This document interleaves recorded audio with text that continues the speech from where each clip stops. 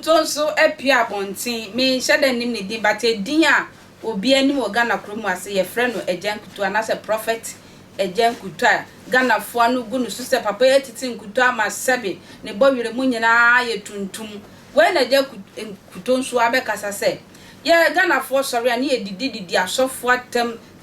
just like that na we na Adom chain so yi ni tina se mo didi na tama yi na oton Sobolo oton dokno ni nchina oton powder just oton near match Ghana fo eguso ka jende ni meko nyina dokno no oto a obetwi hu meko nyina wa aso na ode powder kakra so na ode Sobolo kakra wo no na chese wa Ghana shia Ghana fo twa papa ya da pa na ohwehwe mu aye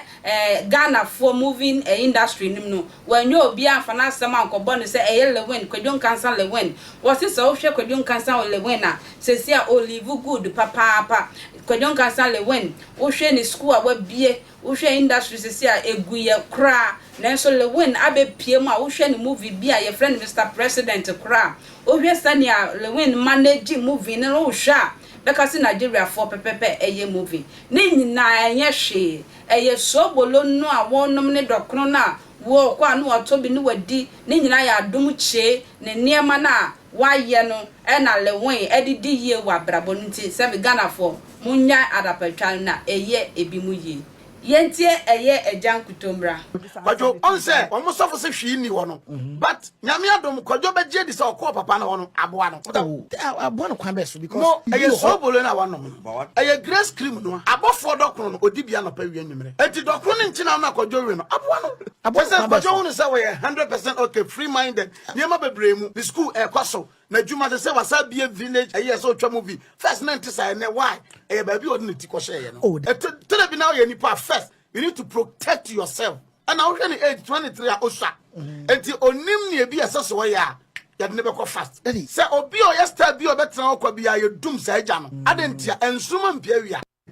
kwajo onse omo sofo se hwi ni wo no but nyame Adom kwajo be je di se okọ papa na wo no aboa no aboa no kwan be so because no eye Sobolo na wonom eye grace cream no abofo dokro no odibia no pa wi anwumre enti dokro no nchina na kwajo wi no aboa no kwajo no se we 100% okay free minded niema bebre mu the school kwaso na juma se wasa bia village eye so twa movie first 90 say na why eye ba bi odin ti ko share no tell be now ye nipa first you need to protect yourself and now when age 23 osha enti onim ne bi asaso we ya ne be ko fast say obi o yesterday bi obetra okwa bi ya dum say agya no adentia ensuma mpia wi amo osofo agye yo mo se me twetwe papa na me twetwe na say bibi shebe dabi sabi mpani se o ma mentum agofi ye de kwa no ne wade